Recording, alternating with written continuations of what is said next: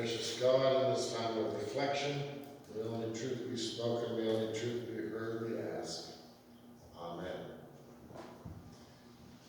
Someone wrote me who heard online a sermon I preached a couple of weeks ago, where I said it is important with the coronavirus to not move into fear. And they were concerned that I was minimizing the threat and not encouraging people to take precautions. So I thought we'd unpack that a little bit as we move into our sermon today, because we do need to be concerned if we're part of a high vulnerable group, if we're senior, or we've got health problems that affect our lungs, and or if we have loved ones who do.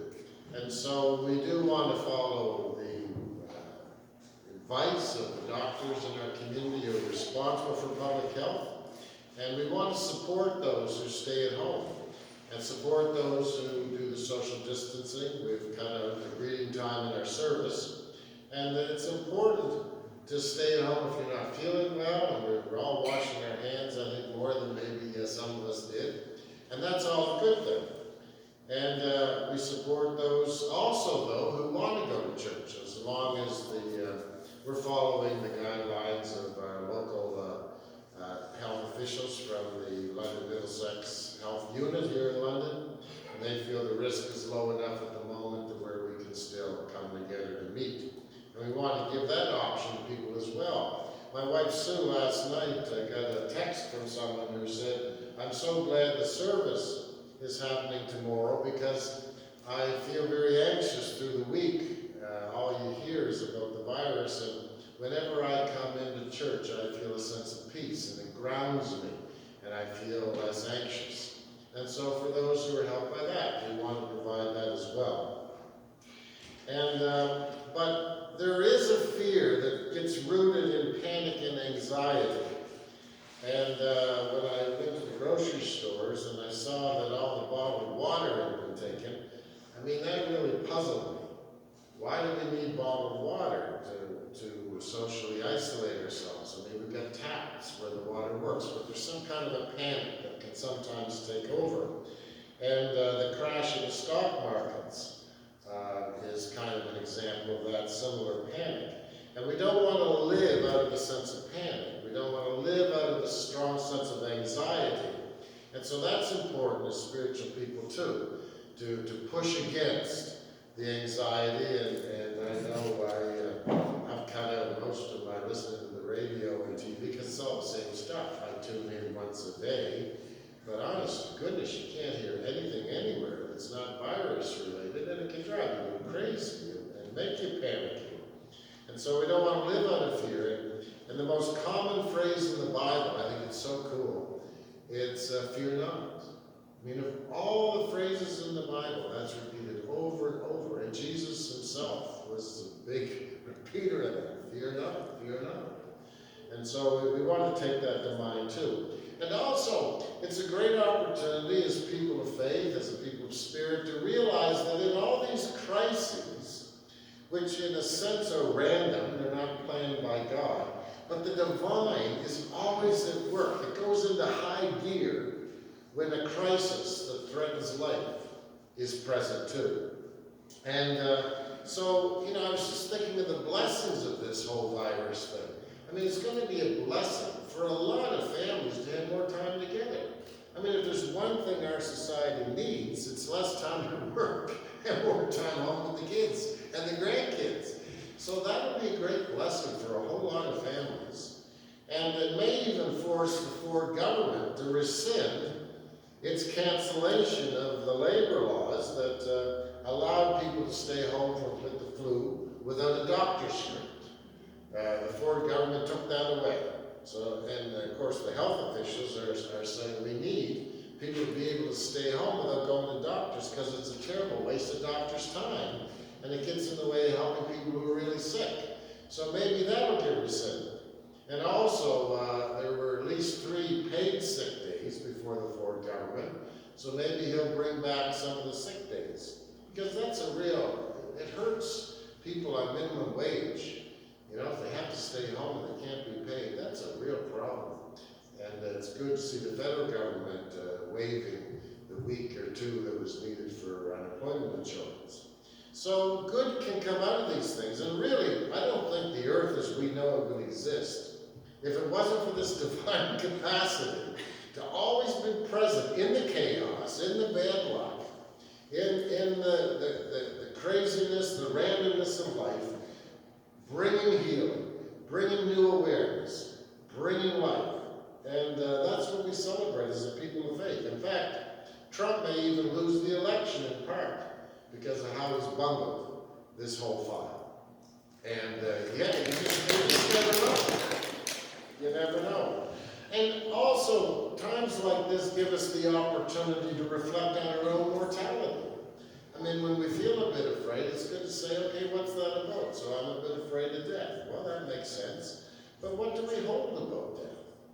I mean, is death really the most terrible thing that can happen to us? Or is not living our lives fully and loving while we're alive the worst thing that can happen?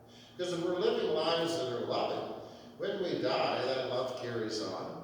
And we also have a tradition and a sense inside of eternity and how that death is not the end, and it's a transition to a new adventure. So these are times for reflection and deepening ourselves. And the divine is always at work in crisis through the love and the care and the compassion of people and how they demonstrate it in the midst of crisis. I mean, I know you share with me a profound sense of gratitude for the quality and dedication of the medical staff again. I mean, they just work their guts out there. And when things are just backing up and so busy, they just keep going at it and at it. And not just the nurses and the doctors, the cleaners in the hospitals and the different institutions, they're just working their butts off. And that's just a sign of how people respond to a crisis. That inner divine in us just gives us the energy to bring our A game in times of challenge. And so that moves us to the story that Jesus is talking about. He's finding himself in a time of crisis. He's got a pretty good sense. They've been trying to arrest him for a long time, and he knows it's only a matter of time. And he knows what that's going to mean. It's probably going to cost him his life.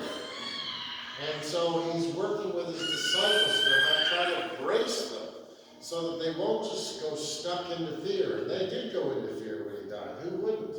But they did in time come back together as they started to remember his teachings and remember his example. And this example of the Last Supper where he washed their feet. And it's interesting, a sacrament technically in theological terms is something that Jesus has asked his disciples to do. So baptism is a sacrament and communion is a sacrament. But conveniently, we left out the sacrament of foot washing. Now the Mennonites still practice that. And on Maundy Thursday, the Pope will wash a few feet, although I bet they wash their feet before he gets to it.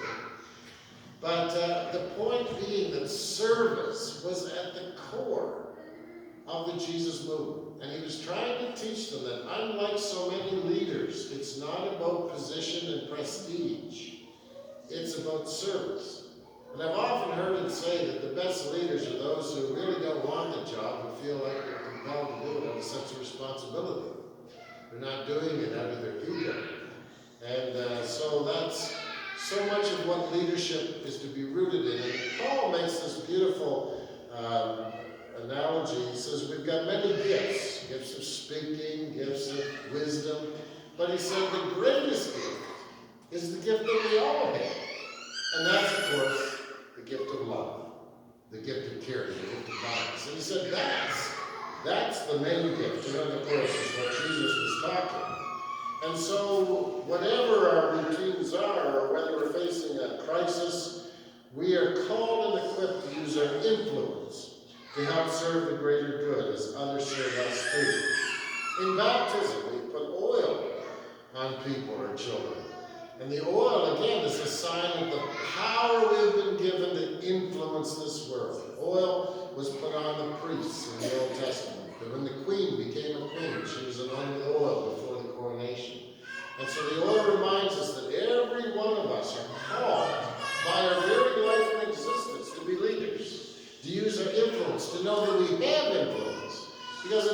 serve us in the world well. They go, well, just live on me. And I don't count for much. Because we're divine beings who do count. And so that's what the oil reminds us of. We do count. We're commissioned, just as a high priest, and just as a queen and a king, to make a difference in the world.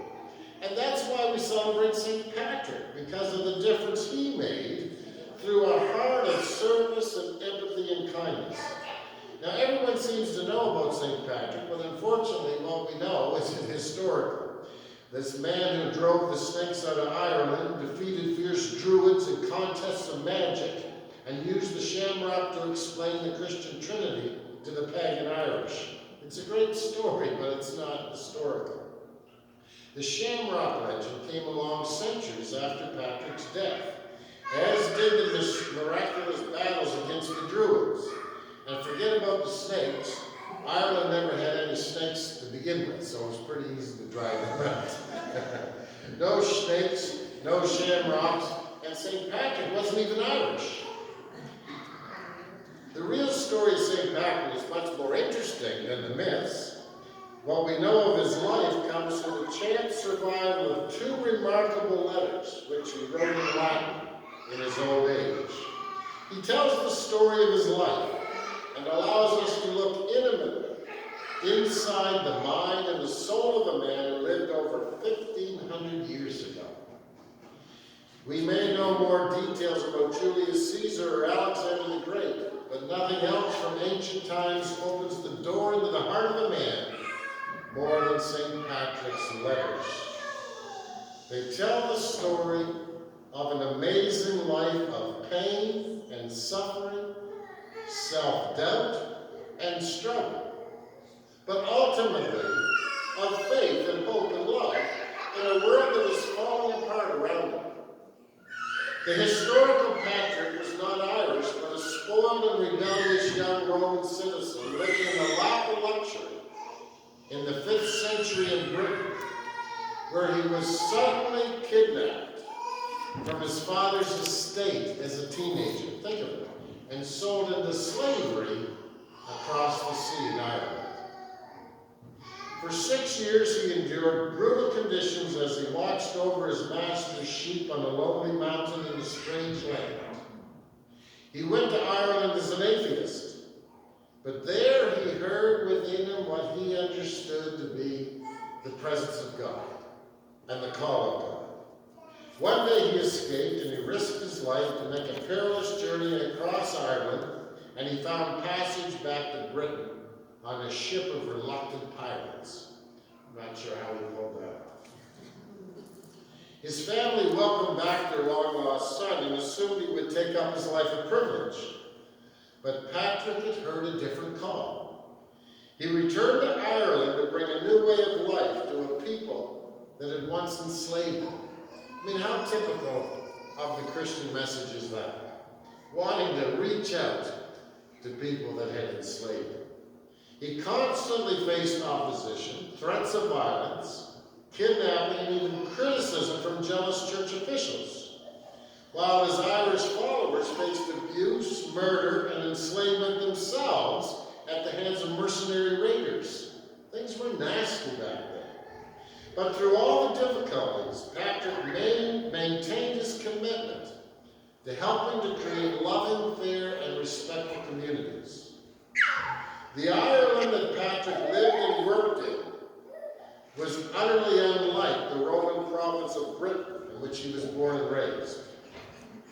Dozens of petty Irish kings ruled the countryside, with the help of head-hunting warriors, while druids guided their followers in a religion filled with countless gods and the occasional human sacrifice. Irish women were nothing like those Patrick knew at home. Early Ireland was not a world of perfect equality by any means, but an Irish wife could at least control her own property and divorce her husband, which was not available through the rest of the British Empire. But Irish women who were slaves faced a cruel life. And again in his letters and over again, Patrick writes of his concern for the many enslaved women of Ireland who faced beatings and abuse on a daily basis. Patrick wasn't the first Christian to reach Ireland. He wasn't even the first bishop. But what made Patrick successful was his dogged determination and his courage to face whatever dangers lie ahead in service to bringing more kindness and fairness into people's lives, just as Jesus did. And none of this came naturally to him. He was a man of great securities, who constantly wondered if he was really cut out for this task he was given. He had missed years of education when he was a slave. He carried a chip on his shoulder when people sneered at his simple schoolboy Latin. He was also given to fits of depression, self-pity, and sometimes anger. He was not a storybook saint, meek and mild, who wandered Ireland with a beatific smile and a life free from petty faults. He was very much a human being who constantly made mistakes and frequently failed to live up to his own ideals. But he was honest enough to recognize his shortcomings and never to allow defeat to rule his life. I mean, that's the real saints, right? Like you and me. I mean, that's the stories in the Bible. The people in the Bible were messed up. They made mistakes. And yet, when they tried to live out a love, Spirit was able to use them. I did a funeral for a great old fellow at Trinity who passed away. We all loved him. And his flaws were obvious. But he had a warm heart and he really loved and cared about us. And you know what? That's what we care about. I mean, perfectionists drive us all a little crazy, don't they? But I love a verse from James. It says, love covers all our faults. And so if we're committed to this kindness thing, to this respect and fairness thing, we're going to have an amazing life despite all our idiosyncrasies and our problems and our failures and our mistakes. We don't need to worry about that. Just like St. Patrick, we've got to focus and keep going back on track to being kind and caring. So we don't have to be Irish to admire Patrick. It's a story of inspiration for anyone struggling through hard times with unknown terrors lurking around the corner. And so a good time to talk about him now. So raise the glass to the patron saint of Ireland, but remember the man behind the myth. And remember, whatever our gifts may be, none are as needed and important as the gift of love shown in Jesus washing dirty feet. And the gift of love shown in a man of privilege going back to a place of bad memories to help those that he saw needed help. And so we too have that gift of love to share. As we support one another on our journey, our lives will be meaningful and joyful. And when it comes our time to die, we'll be surrounded by people who, despite our faults, are deeply and profoundly grateful that we existed and were in their lives. Thanks be to God.